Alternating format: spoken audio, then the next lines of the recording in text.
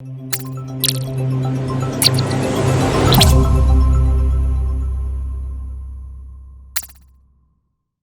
everyone. So what I'm going to be covering today is a thing called experimental probability. So in my last video, I covered theoretical probability. Now we're going to be covering experimental, and it's kind of applying the idea of theoretical probability into repeat number of trials, like in a practical scenario. So let's say we should start off this with an example. Let's say the theoretical probability of flipping a head in a coin toss is 0.5. So let's say it's a fair chance, 0.5 chance I flip a head if I flip a coin. I get a head if I flip the coin. Now if I said, if I flipped the coin 200 times, how many heads would I expect? And a lot of you may think, okay, if it's a 50-50 chance, if I get a head or a tail, and I flip it 200 times, I'd expect roughly half of those to be heads. And you'd be correct in thinking that. So therefore, expected number of heads is going to equal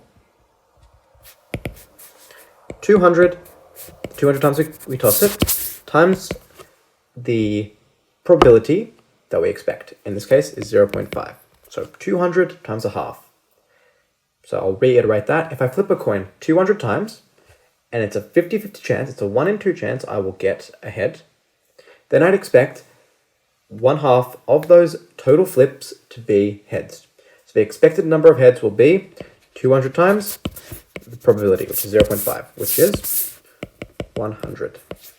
So we'd expect 100 heads. If we flip it 200 times and it's a 1 in 2 chance, I'd get a head if I flip the coin. Now let's generalize this into a formula. So this is the number of trials.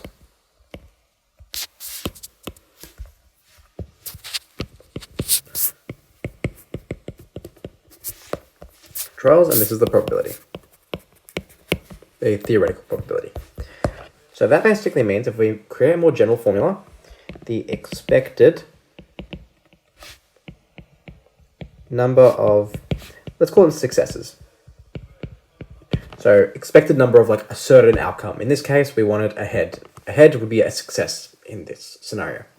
But in pretty much any general scenario, the expected number of successes will be the number of trials times the theoretical probability. Theoretical probability of that like success in any single attempt. Theoretical probability. So let's go into a few more examples just to sort of get into that. If I rolled a die 30 times, and let's say it's a fair die. So if I say something is fair, that means that the probability of each individual outcome is exactly the same. So I roll a fair die. That means the chance of me getting a 1 and a 2 and a 3 and a 4 and a 5 and 6, they're all the same. It's all 1 in 6. So if I rolled a fair die 30 times, how many ones do I expect?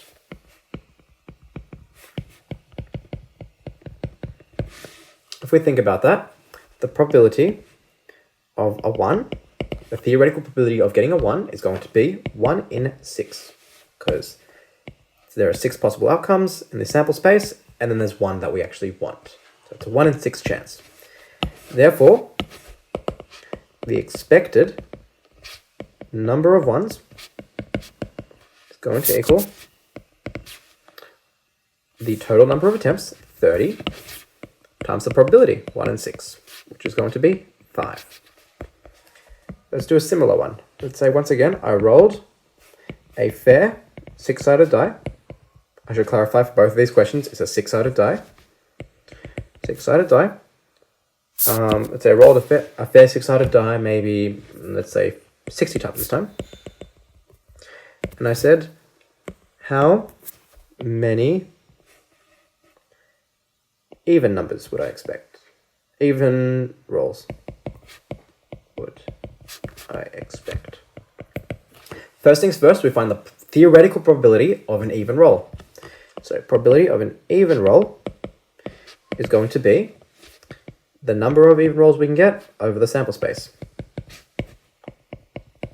which is going to be, if we think about it, the even numbers we could get are 2, 4, and 6. So therefore, there are 3 possible things we can get. We can get either 2, 4, or 6. So the probability will be 3 over, and the total number of possibilities for a die being rolled is 6, because you can get 1, 2, 3, 4, 5, or 6. So that'll be the same thing as a half. So therefore, expected number of even rolls is going to be the total number, which is 60, times the probability of a single even roll, which is a half. So theoretical probability times the number of trials, 60 times a half, which is equal to 30. And there you go. Now let's go through one more question. Am I in the wrong section? No, I'm in the right section. Okay. I'm going to get the one from the hedgehog book because it was more interesting. Sorry guys, 1 second. I haven't done this yet. I do not like how this textbook is structured. Not gonna lie. Chapter 5? Oh yeah, sorry. I had a question lined up, but my thing refreshed, so I lost the page.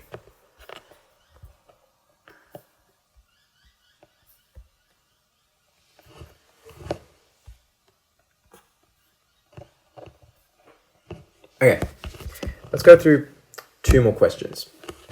Let's say now a multiple choice test had 100 questions. I'll make it simple. I'll make it easier. I'll make it harder. 300 questions. So let's say a multiple choice test had 300 questions. And each question has 5 options. If Jim decides to guess each question, how many would he expect to get correct? Now, first of all, what we know is we know the number of attempts, 300, that's the number of trials, and we know that there are 5 options in each question. So in one single question, the probability of getting 1 right will be a 1 in 5 chance because I'm guessing 1 out of the 5 options randomly. So if we think about it, we have a question here. Question, and then you have A, B, C, D, or E, basically. The chance of me guessing 1 and it being correct would be a 1 in 5 chance because I can only guess 1, and there are 5 possible options. Now it can be any random one. I can guess that one, whichever one, as long as I can only guess 1 at a time. So the probability of any single one being correct is a 1 in 5 chance. So probability of correct guess is equal to 1 in 5. Now we know the number of trials is equal to 300. So the expected number of successes is going to be number of trials, 300 times the probability of a correct guess, which is 1 in 5. Which is simplified to 60. Now let's go through one last question. Let's say that so let's say that a health professional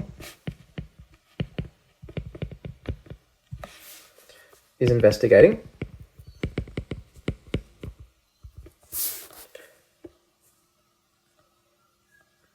no, I guess I'm going to rephrase that, sorry. let's say a health investigator, why is my brain not working? Okay, sorry. Let's say a health professional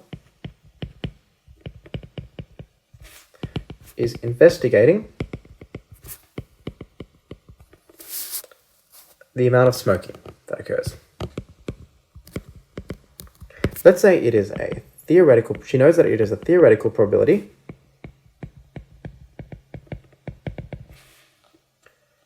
that any random female smoking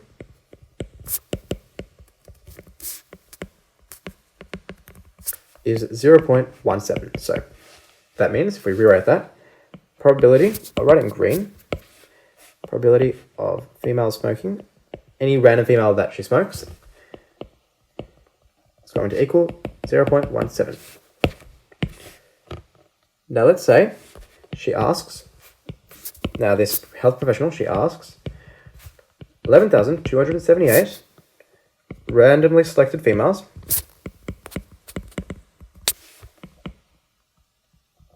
if they smoked, how many would she expect to smoke? So to do that, we can see we have our two key ingredients. We have a theoretical probability and a number of trials. So she's randomly asking this many people if they smoke. Now we know that the probability of any one person smoking is 0.17. So to find the expected number, we just times them.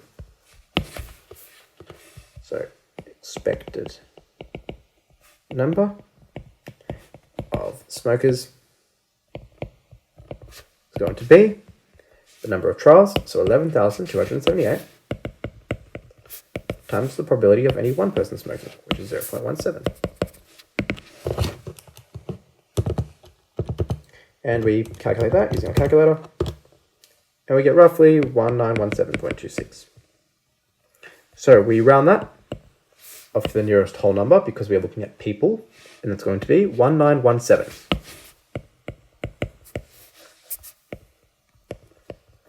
And there you go. That concludes my coverage of experimental probability.